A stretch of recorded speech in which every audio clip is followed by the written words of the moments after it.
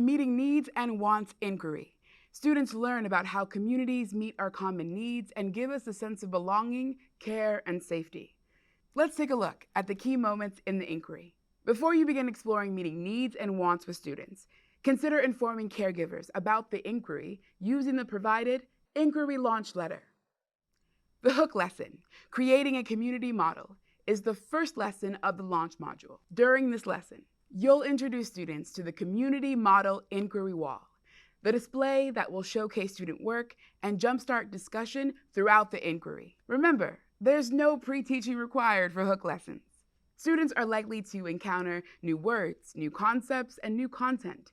Use that newness to spark curiosity and motivate students for the learning ahead. You'll begin building your classroom's vocab wall, which will grow throughout the inquiry. Finally, you'll introduce students to the inquiry question that will guide them through the investigation modules that follow. How can we work together to meet community needs and wants? In the second lesson of the launch module, generating investigation questions, students will use the question formulation technique, a protocol for producing, improving, and prioritizing questions. During the protocol, you'll work with students to fill out the investigation questions anchor chart, which you'll display and refer back to throughout the inquiry. Remember, it's okay if students don't have many ideas yet. This is time for informal pre-assessment, not pre-teaching. After the launch module, you'll guide students through 4 investigation modules, each organized around an essential need-to-know question. Why can't I have everything I want? How do people make spending and saving decisions? How do community producers meet needs and wants? How do people work together to help their communities? Throughout these investigation modules, you'll also check for understanding using checkpoint assessments, which come near the end of a module. Remember, if you need support with the checkpoint assessment, you can always use the assessment guide linked in the lesson. Let's look at a few highlights from each module. In Module 2, students explore the economic concepts of needs, wants, scarcity, and choice before creating a tough choices game board. In Module 3, students learn how to be money-wise, exploring saving, spending, earning, and budgeting, and practice making personal saving goals. In Module 4, students investigate the relationship between supply and demand by analyzing the text, Lemonade in Winter.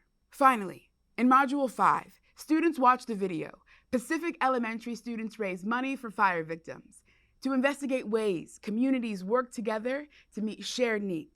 At the end of Module 5, you'll help students get ready to turn their learning into action by reflecting on what they've learned, generating ideas about challenges and opportunities in their own community, creating an inquiry challenge statement that describes the action they will take, the product they will create, the people they will affect, and the goals they will work towards in the action module.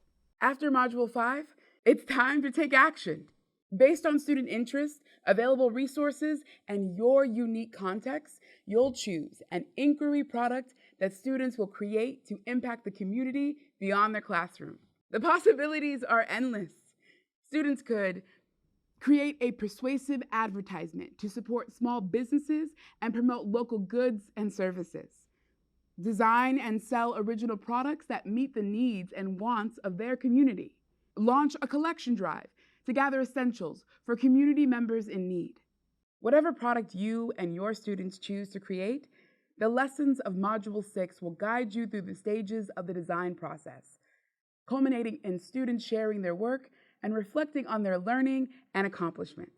One important step in the design cycle that you don't want to miss is co-creating a final inquiry product rubric with students.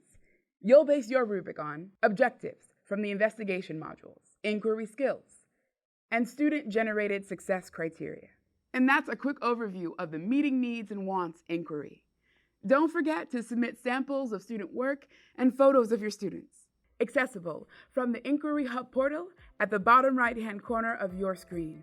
Good luck on your inquiry journey.